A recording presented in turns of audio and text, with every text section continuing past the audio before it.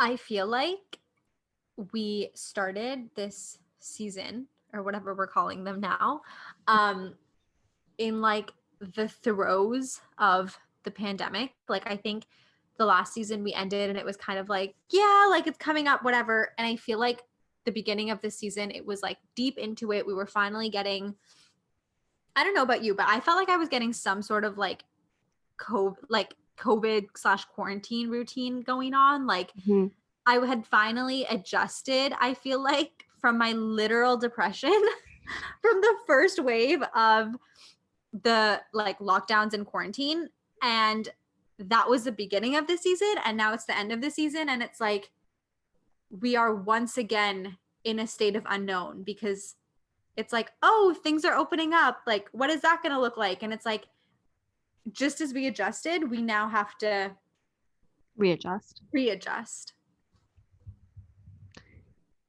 I remember when we were starting this season and we were so deep in the pandemic that all of the episodes kept, it was like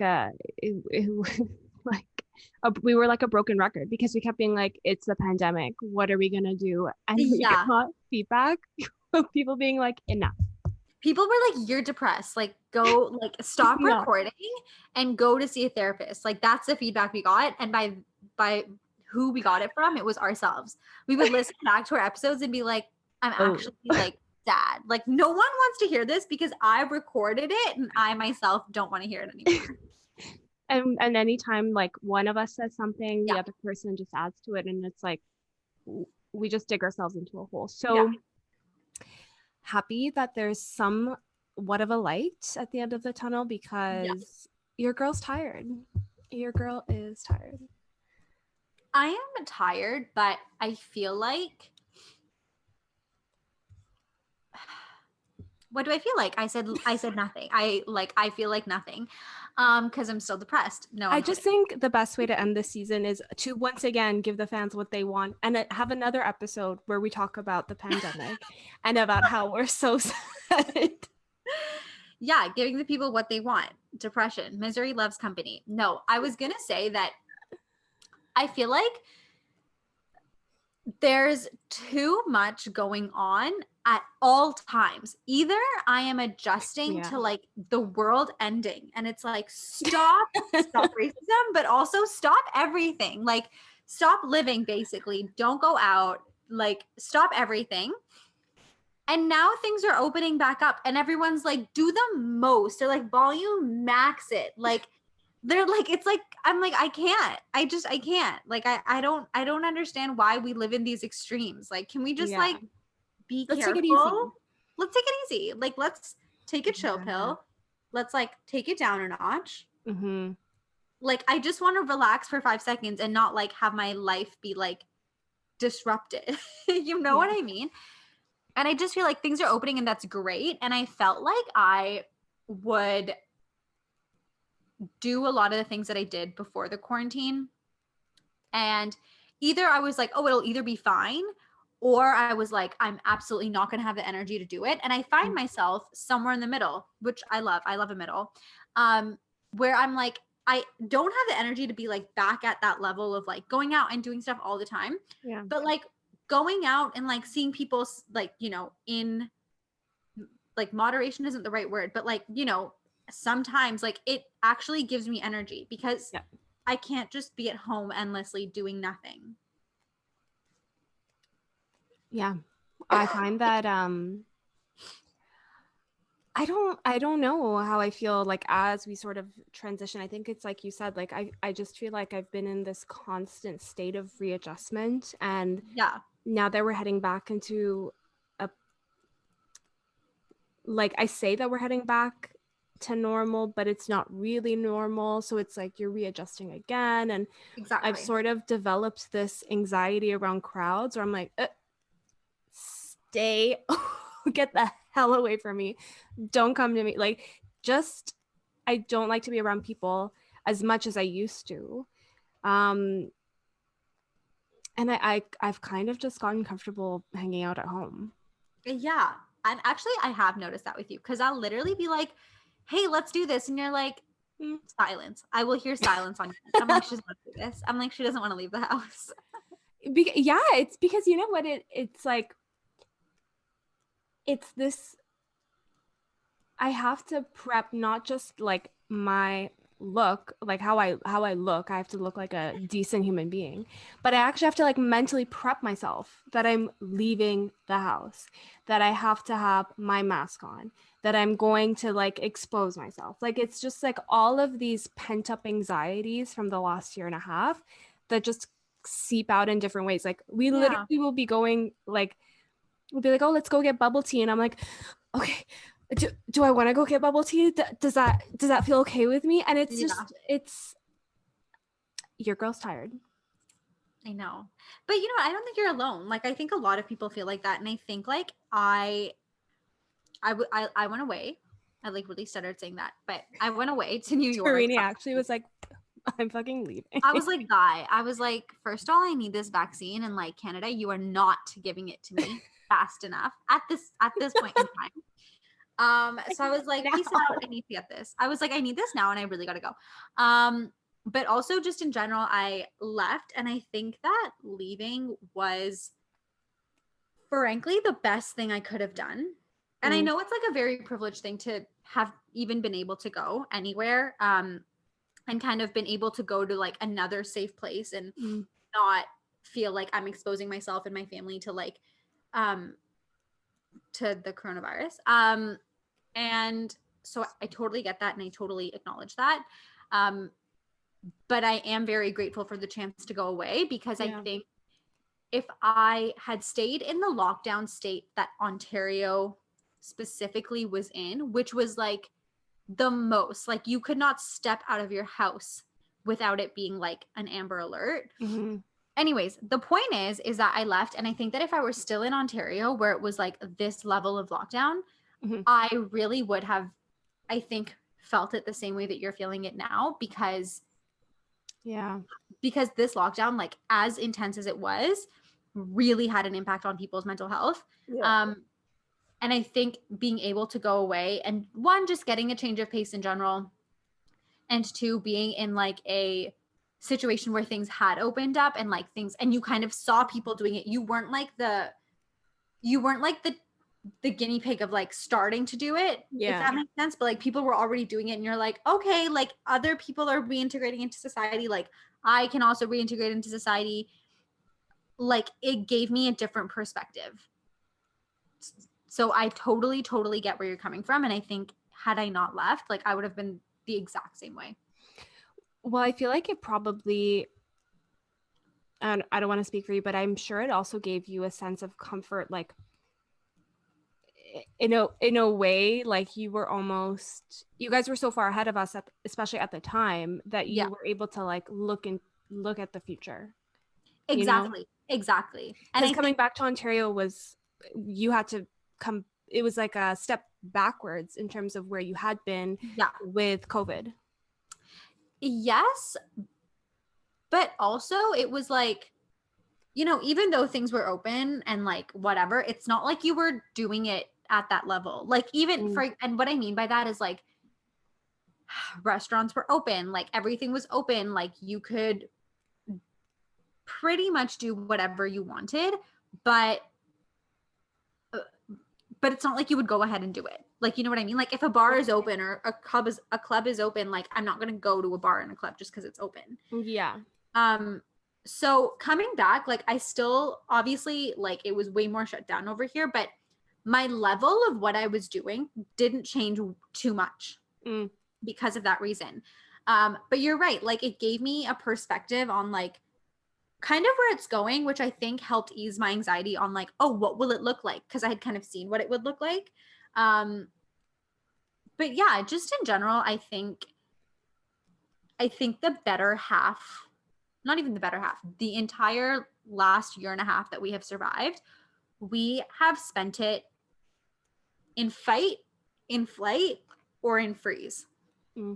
Like in either one of those three things. And I think for me personally, like I feel like I've gone through all of those cycles. Like I have at some point been like, nope, I'm not doing this anymore. Like this is too hard. Like I need to figure out a way to deal with this. And then at some point I was in flight where I left. I literally hopped on a flight and I flew away. And then I was in freeze for a big part of it because I was like, I don't know how to process everything that's going on. I don't really know what to do. I don't know what I want to do or feel comfortable doing. And so I'm just like frozen. Yeah. It's kind of like wear and tear. Like I feel like the impact of the pandemic has just it was just so, it was a lot for a long period of time. Yeah. And so I'm not feeling like I'm I freaking look like an elf. Like I'm not feeling energized. Like I feel like I'm re-emerging into society. Like I'm here. We're up here. I know what you mean. Okay, literally you're gonna make fun of me, but I started watching The Hills, The New Beginnings or whatever.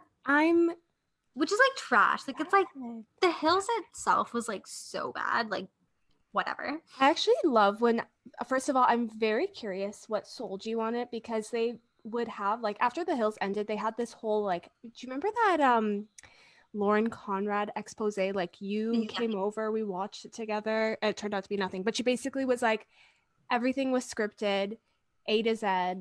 Yeah. So I need to know, like, what sold you on The Hills? First the fact that I was in a pandemic is what sold me. The fact that I like had literally nothing better to do, that I was like, well, fuck it. Like I need new TV to watch. Like I'll just watch it. So I did. But I think what sold me on it is, like, I've said this many times, I'm a very anxious person and I don't like change. Like change is scary to me. Like change makes me nervous, and I like it when I do it, and I do push myself to do it, but I rely on these sort of like quote comfort. So like I will always go back to what I know. So I will rewatch a movie 150,000 times. Like I rewatch a lot of shows. Like I will rewatch, like I'm not rewatching The Hills obviously because it's like The New Beginnings, but it's like something I already know. You know what I mean? And so I'm just like, whatever. It's like trashy TV. And it's like the only reality TV I watch. I don't even like reality TV aside from this. And this is like the worst of reality TV. So I don't know. Don't take my advice on TV shows, obviously. But the reason that I brought it up is because the second season came out, I don't know, sometime like maybe a couple of months ago. And I just recently, like a couple of days ago, started watching it. And they talk about like how much the pandemic has like influenced them and like whatever, like all of this stuff, and how they're like re-emerging into society. And I thought about it because you were talking about re-emerging into society, like just not happy. And every single one of them is like, I'm this like new and improved, like literally all of them, like Brody, like I think this season is going to be centered on Brody. And so Brody comes out and he's like, I quit drinking. I like soul searched. I saged everything. Like I'm like a nature gal, whatever. Like, and then he like broke up with his wife or whatever. And so like, I'm literally thinking about it because the only one who literally reemerged and was like, yeah, fuck this shit was Spencer.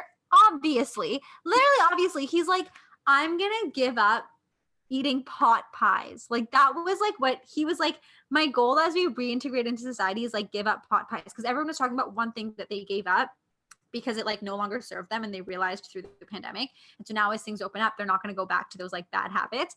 And the bad habit he was giving up was eating pot pies. And literally the next shot is him in bed eating a pot pie. And Heidi comes in and she's like, I thought you weren't eating that anymore. And he like doesn't even address it. He just like moves on. But the point of this story, yes, Tommy, what were you going to say? No, sorry, you go. I'm like, are we Spencer or Brody? We're both. Spencer. With the pot pies. I'm feeling like Spencer with the pot pies. I'm fucking dead. No. You know what we are? We are none of them because they're trash. We're Lauren Conrad, who didn't go back to The Hills. That's who we are, and that's who we are emerging in society as. Lauren Conrad. This is who we are, and this is how we do, or whatever. But the point of this is, I get it. Like, I really do get it. I feel like reintegrating in society is daunting, but I've noticed that doing it in like small doses or like in ways that feel comfortable actually gives me so much energy, and I feel so happy about it. Yeah. That's actually a good point. That is a good point. I know you're talking about like why as a society we have to do everything in extremes, and I feel like me as a person that's who I am. I am just extreme. I will either do none of it or I will do it all. And it's the same with our podcast. Yeah. And you and I are the same. When we have a vision, it needs to be executed. It's like the most specific thing, and we have to do every single step of it. Live, laugh, love. So I think, you know, if we're not to jump topics or anything, but I think if we like were to reflect on what the pandemic has taught us, I think it's like one, I think it's taught me like what it means to take something a day at a time, because that's literally been not only just what I've been doing the last year and a half, but what my response has been every time someone's like, how are you? I'm like, taking it a day at a time. Yeah. But also things don't have to be, life doesn't have to be in extremes. Yeah, absolutely. And things can change. Like if you don't, like we were talking, for example, about us moving out. Yep. This forever topic. And you brought up something and you're like, we can always change our, not our circumstance, but like we can always change where we are. Yeah. Because you know what? I feel like, or sorry, you keep going. I know that was my thought. Okay. Because, and the reason. Okay, sounds good. I was like, cool, thanks. Back to me now, everybody. No, I'm just kidding. That was a really good point, Debbie. Thank you so much for bringing it up.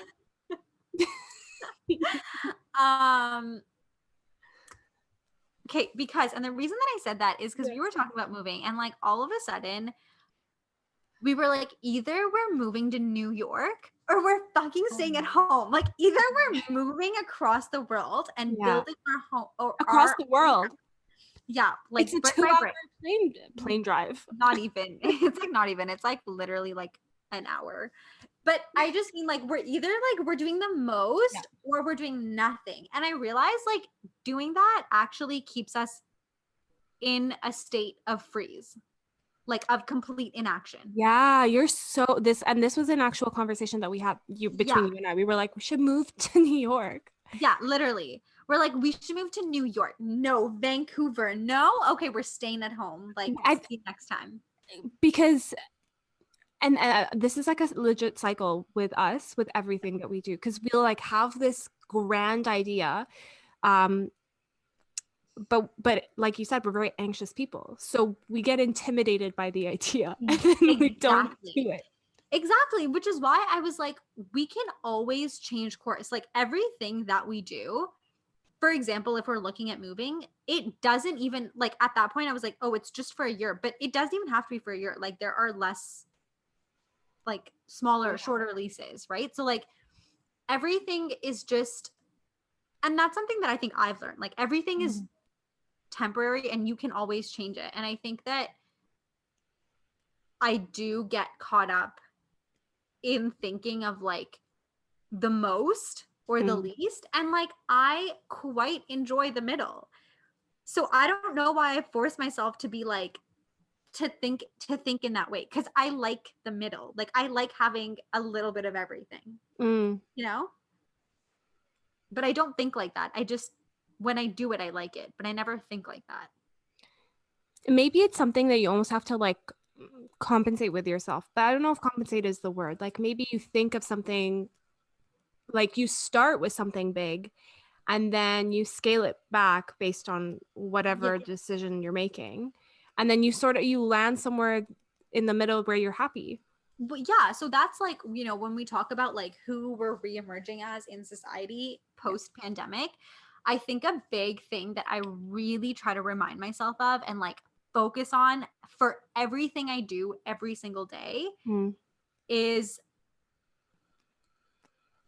progress. Like you did something, it may not have been the most, but you did it in like a way that worked for today, and therefore it's progress. Like it's progress over perfection. I know everyone says that and it's like kind of lame, but like I'll think about it like when I set goals for myself, or like when with my like habit tracker or something, I'll be like, did you read every single day? It's like, no, but I read like a lot of times this week. So like, great, progress over perfection. Or I'm like, did you take your iron pills every single day? It's like, no, but I took it twice, which is better than nothing. So like progress over perfection. Cause like, it's exactly that thinking of like, you either do it every day all the time or just like throw it out the window, like never do it again.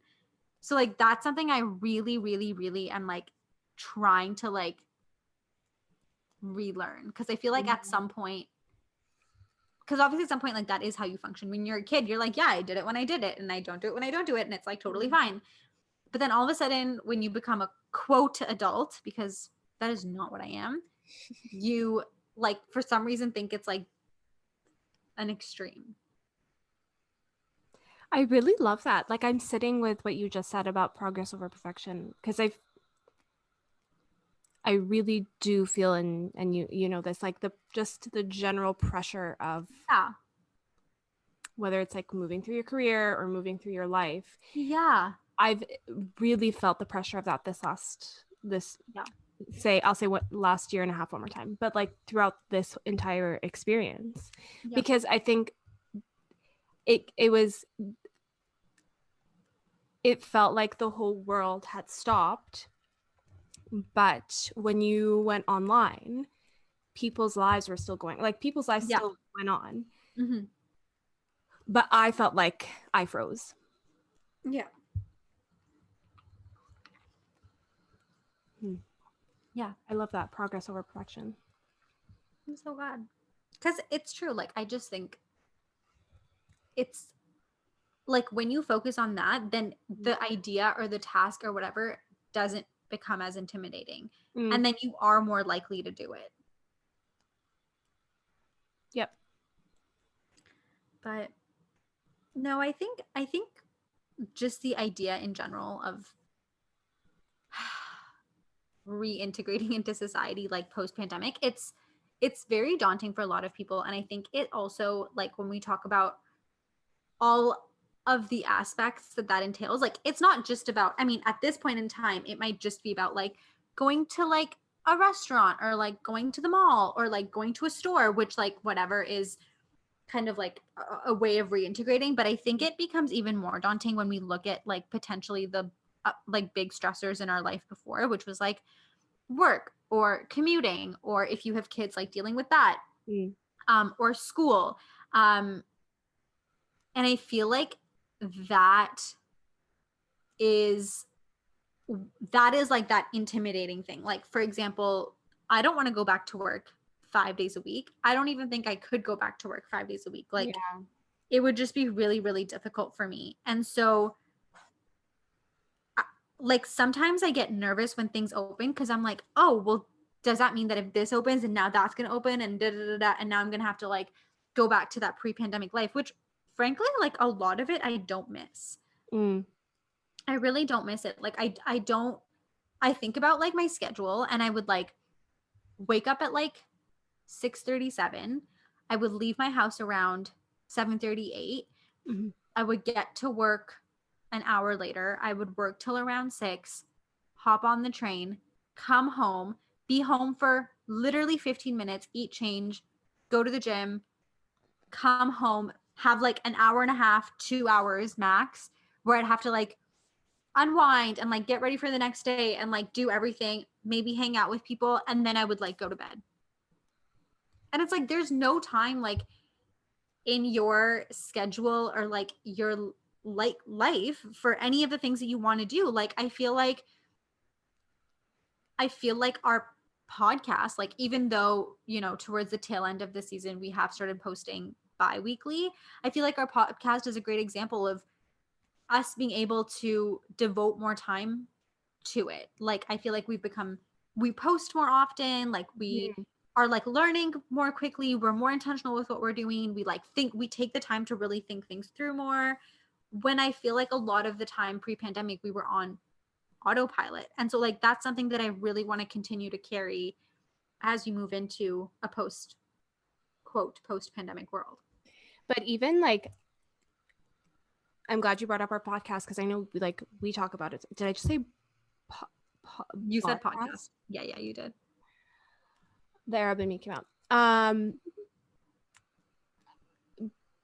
The impact of the pandemic did have an effect on our podcast and how often we would post, because even though you're right, like when we compare it to pre-pandemic times, like we definitely are posting a lot more and our content is a lot different. But when we compare it to this like high expectation that we've set for ourselves, we were never able to achieve it 100%. Yeah. And there were even times, especially when like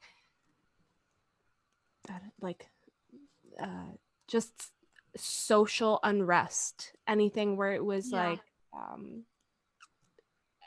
you know, with Black Lives Matter in the summer, or it was the anti-Asian racism, or if it was like everything that was happening in Palestine, all of the global events, like that just really sat heavy with us. And I couldn't, neither of us could create, for lack of a better word. So we literally froze, exactly like you said. Yeah, no, I agree. But you know what I find interesting is like a lot of people are now able to devote their time and energy to like learning about and understanding and fighting these like social inequities and injustices precisely because the world went on freeze.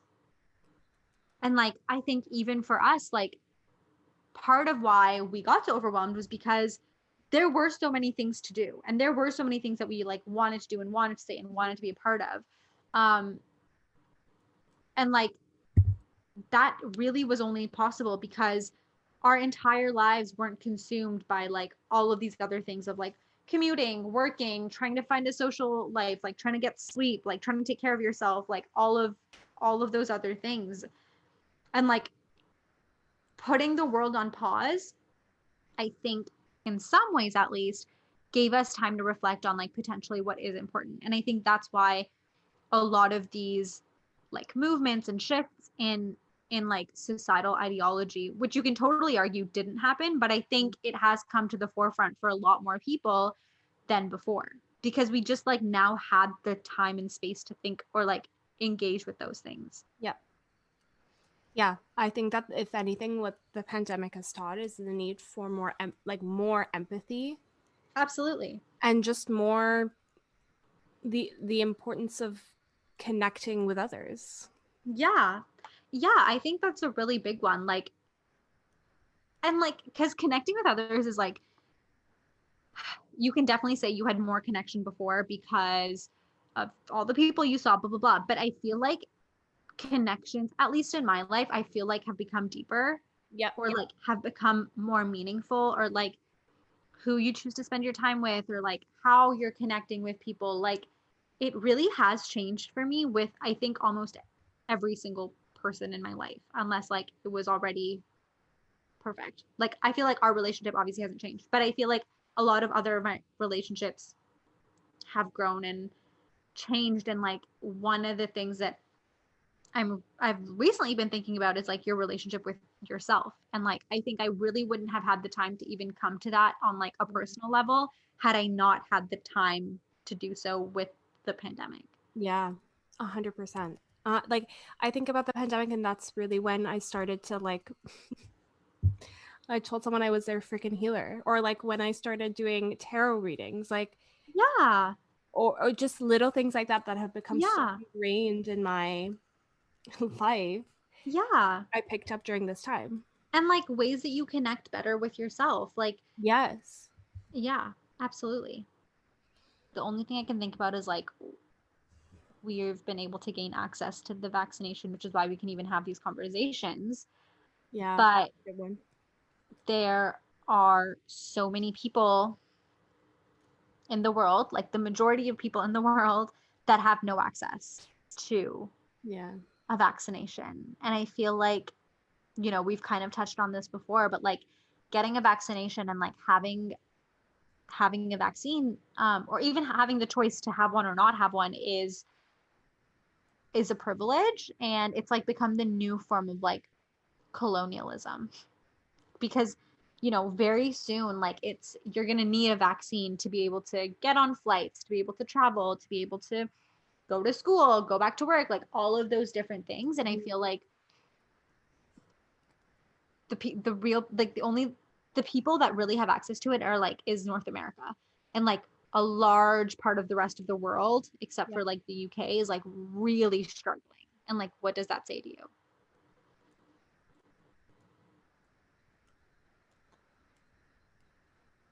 Are you asking what does that say to me? I'm like, I was just posing like a rhetorical question, but you literally were like, tell me, what does it say to you? I'm like, what does it say to me? I think, okay, well, I'll tell you what it says to me. I think what it says to me is like, first of all, it has become another form of like the West kind of colonizing the East, and also like creating a sense of like othering the East versus the West.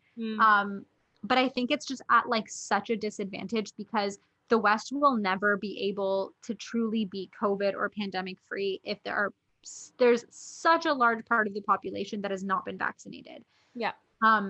And so, you know, any quote progress, if that's what you want to call it, that the West is making, or that North America is making, with being able to open things up or move forward, in terms of like returning to a pre-pandemic life or moving towards some sort of hybrid, that will always be in jeopardy because such a vast majority of the world is not vaccinated, and or is not vaccinated as much as they need to be, and or doesn't have access to vaccinations at all. And that will forever pose a threat. And so I think, you know, like being able to take the time of the pandemic to self-reflect and to think about, you know, think about anything and have the space and time to think is actually such a privilege in and of itself that I am afforded because I live in the West. Because, for example, like people in India didn't have that unless you were super, super, super, super, super rich, which most of the population is not. And even then, you know, a lot of people did contract COVID, and like all of India was dying. And then, you know, and that's not just happening in India, that's happening in many, many other parts of the world. And like, while we can say like, or I can say like, oh, well, during the pandemic, like it's given me a chance to reflect on my relationships, or my relationship with myself, or like things that I need to work on, or the person that I want to be, or reintegrate back into society. Like it's also been a time for like mass unrest, like huge unrest, and the increase of, you know, like domestic violence, violence in general, hate crimes, racism, like all of those things have also run rampant, even more so than before. So and I feel like the vaccine is kind of the vaccine like has become another form of intersectionality, in that it's become another like identifier and another privilege in and of itself. I know there's all these conspiracy theories about where the coronavirus came from and who's really benefiting off of people getting vaccinated. And I remember having this conversation with my dad, and no matter what the real story, I guess, is behind the coronavirus, how it came about, and who, again, is profiting off of the vaccines, we as people don't have a choice but to just protect ourselves and make sure our family and our friends are protected. And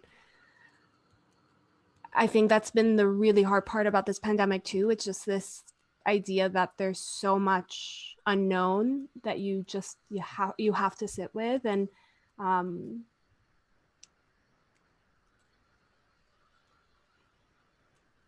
my brain is really fuzzy because it does take a toll on you. Like, it's like you're on the edge of your seat. You're on the edge of your seat, but to sort of like follow with what you're saying, I'm on the edge of my seat from the West, you know, where I have a roof over my head, I have 3, sometimes more meals a day. And I was comfortable during the pandemic. It wasn't easy, but I was safe and I was comfortable. But yeah, like you're like in like your hierarchy of needs, like your basic fundamental needs were not put at risk. Yeah. Which is not to say that people in the East didn't experience that, but like we specifically didn't experience it, nor did, like when you look at it comparatively, the East versus the West, it was obviously Yeah. a lot harder in the West. Yeah, exactly.